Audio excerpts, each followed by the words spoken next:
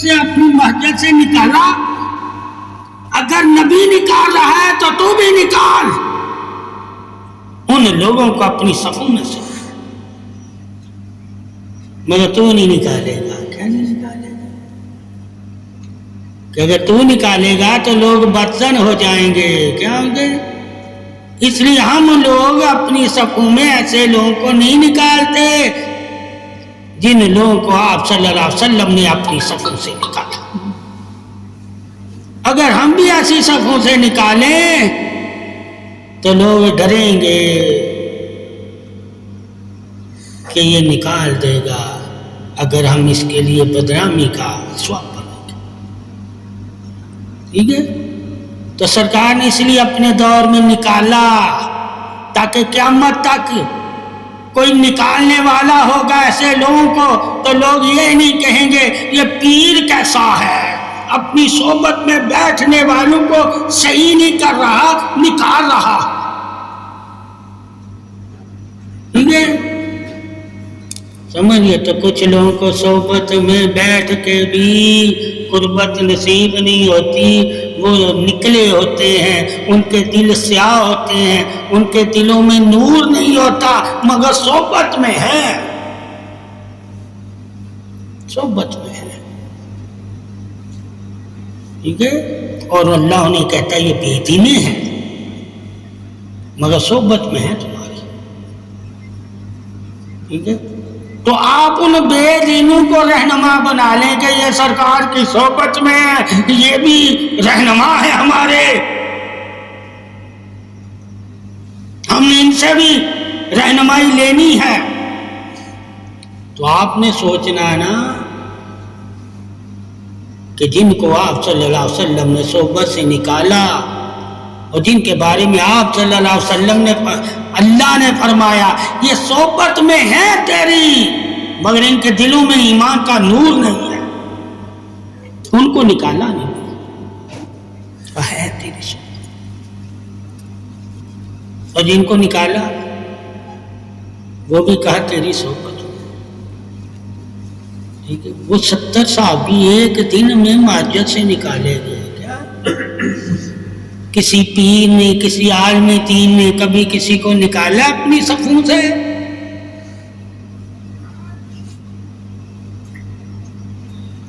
ٹھیک ہے؟ کیوں نہیں نکالا؟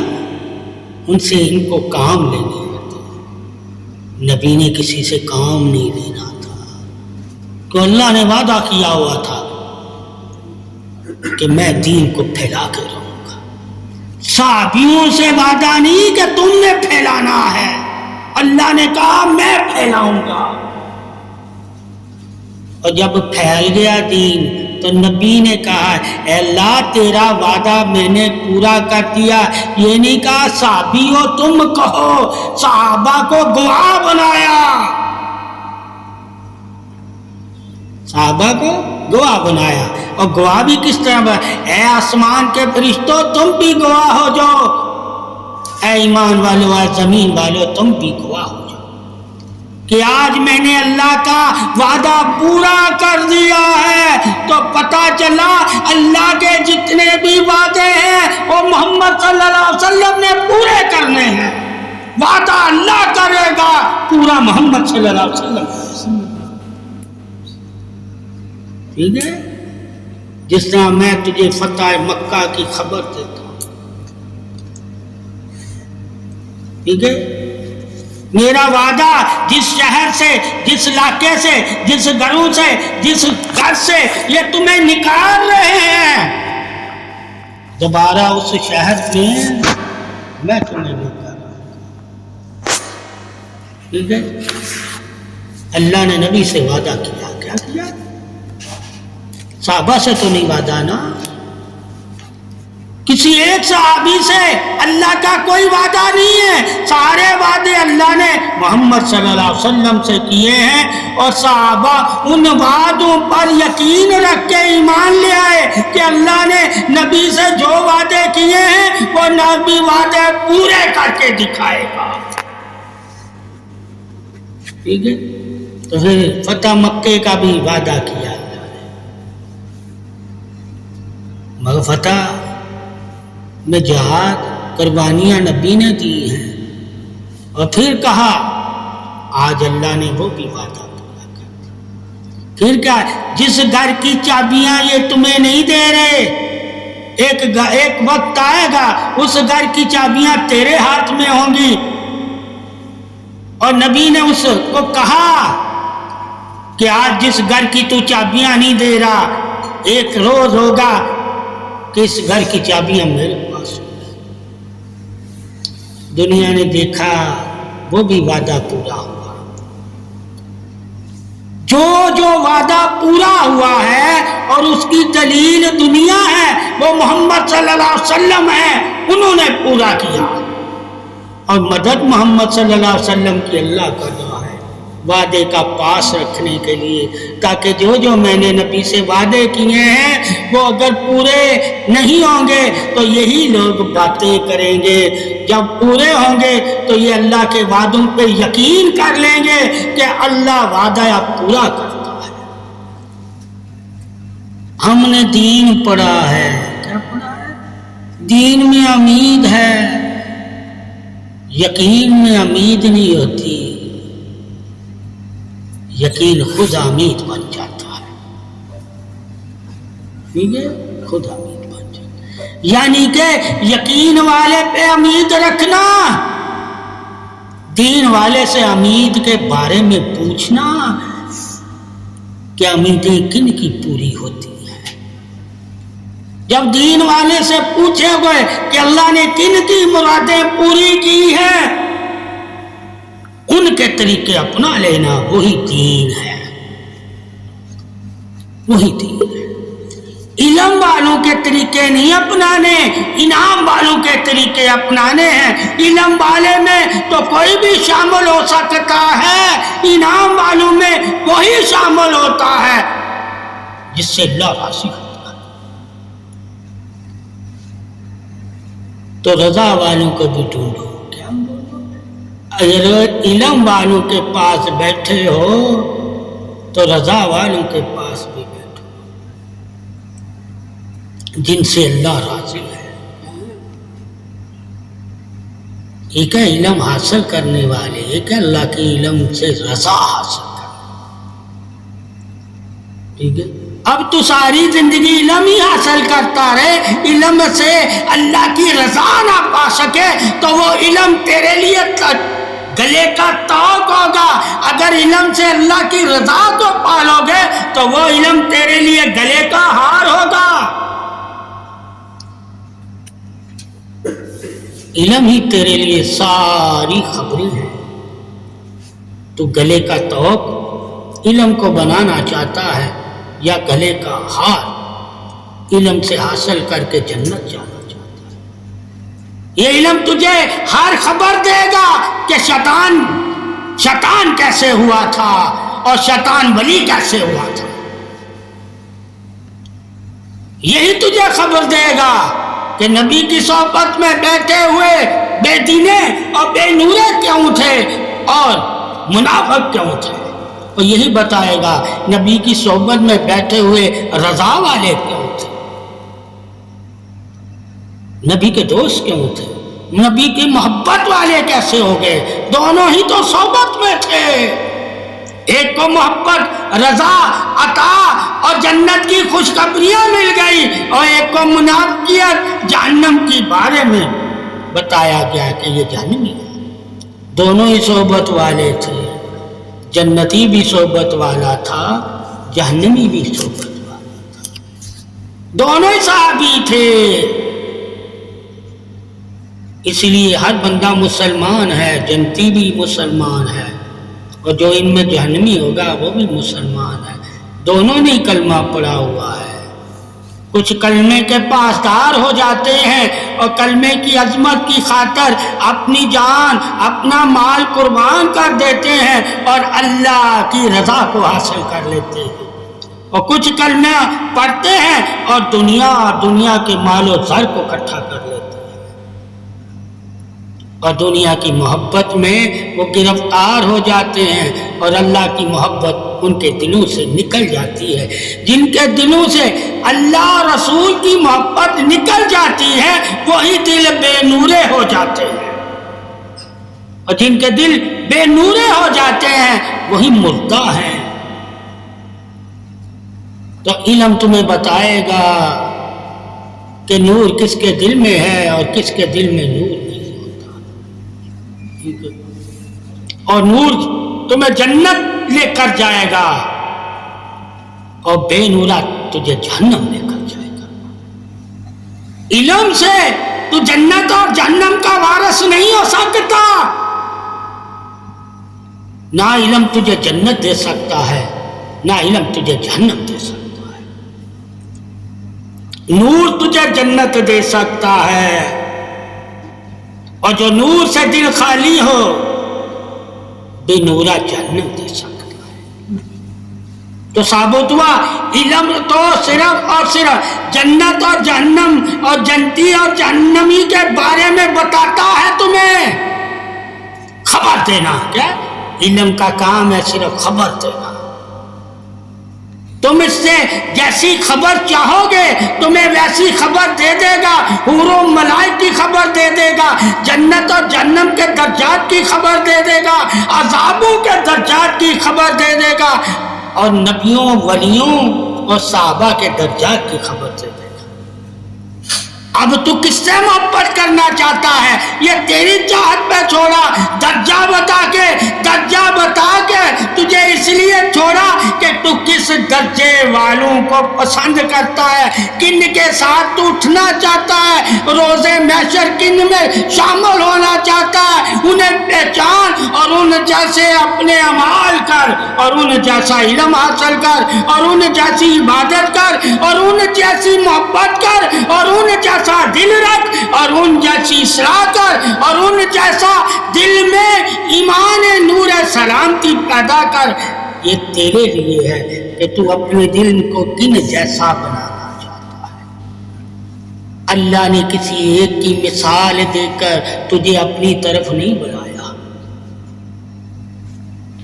اپنی طرف اگر وہ ایک کی مثال دے کے بلاتا تو تم کہتے ہم ایک کو ہی مانتے ہیں، وہ پھر نہیں صحیح۔ ایک صرف تم اللہ کو ماننا ہے، وہ واحد ہے، باقی واحد نہیں ہے، باقی وہ اللہ نے تقسیم کیے ہوئے ہیں۔ اللہ کو تم تقسیم نہیں کر سکتے، ٹھیک ہے؟ صفوں میں، درجوں میں اللہ ہر درجے میں ہے تو صحیح، مگر وہ پھر بھی وحدہ لا شریک ہے، یعنی ہزاروں کو دے بھی رہا ہے رازق بن کے، مگر اس کی صفت ایک ہی ہے، اللہ واحد دینے والا۔ مگر تو جب دیتا ہے تو واحد ہو کے نہیں دے سکتا۔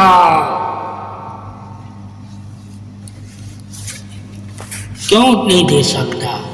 کہ تو نے کسی سے لے کر دینا ہے، کمائی کر کے دینا ہے، محنت کر کے دینا ہے، رزق حاصل کر کے دینا۔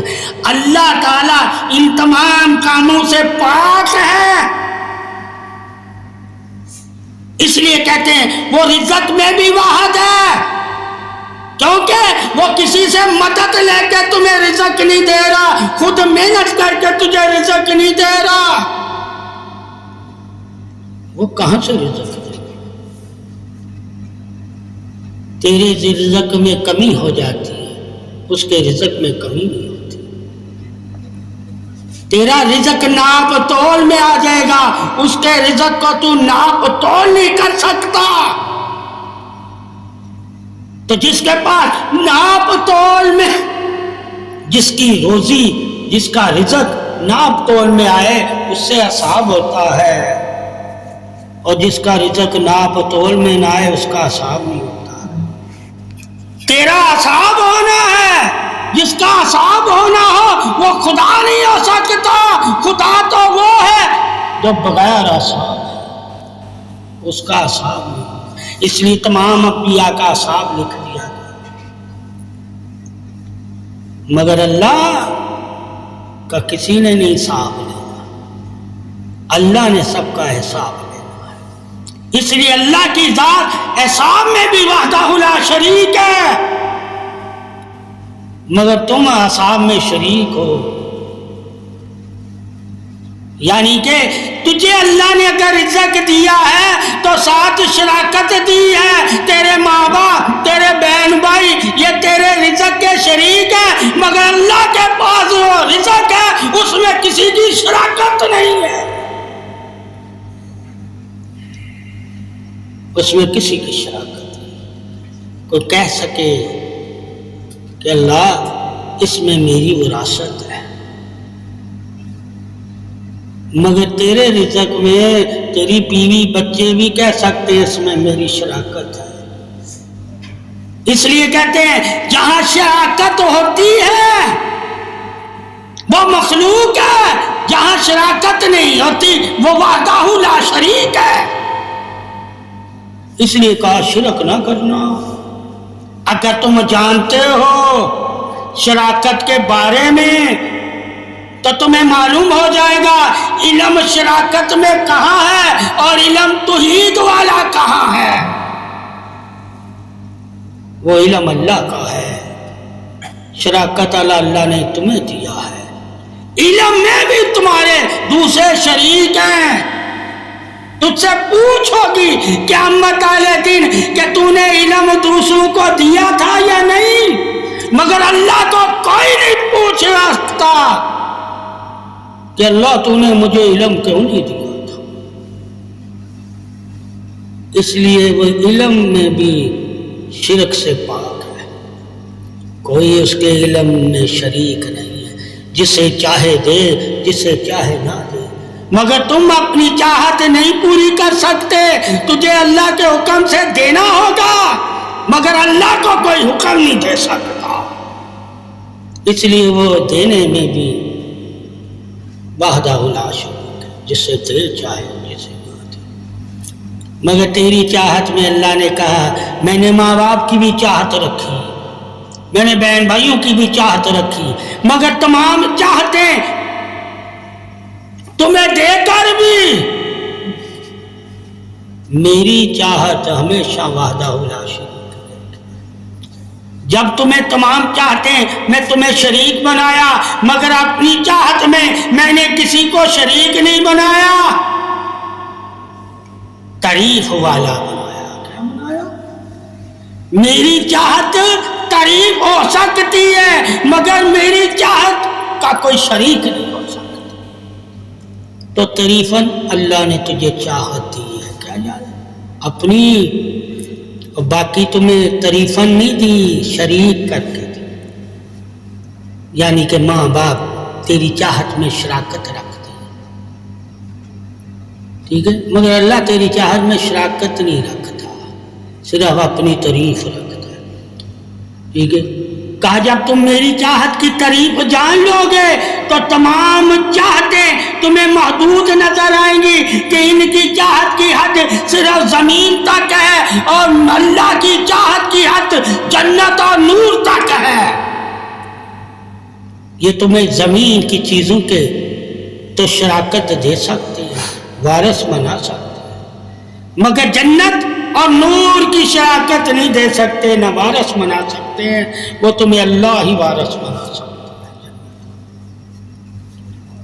تو دیکھنا ہے کہ کون سی وراثت ہمیں مل سکتی ہے، لوگوں کے ذریعے، ماں باپ کے ذریعے، محنت کے ذریعے، رزق کے ذریعے، لگن کے ذریعے، علم کے ذریعے، دوستی کے ذریعے، بھائی چارگی کے ذریعے، اور کون سی چاہت ہے جو صرف اللہ رسول ہی دے سکتا ہے، اور کوئی تمہیں دے ہی نہیں سکتا۔ کہا جو تمہیں اللہ رسول کی چاہت دیتا ہے وہ نور ہے، اور نور والی چاہت تمہیں زمین والی چاہت نہیں دے سکتی۔ زمین تمہیں وہی چاہتے دے گی جو تیرے نفس کو ضرورت ہے، اور نور وہی تمہیں چاہت دے گا جو تیری روح کو ضرورت ہے۔ اس لیے روح کو بھی روح کا شریک نہیں بنایا، رشتہ دار کیا ہے،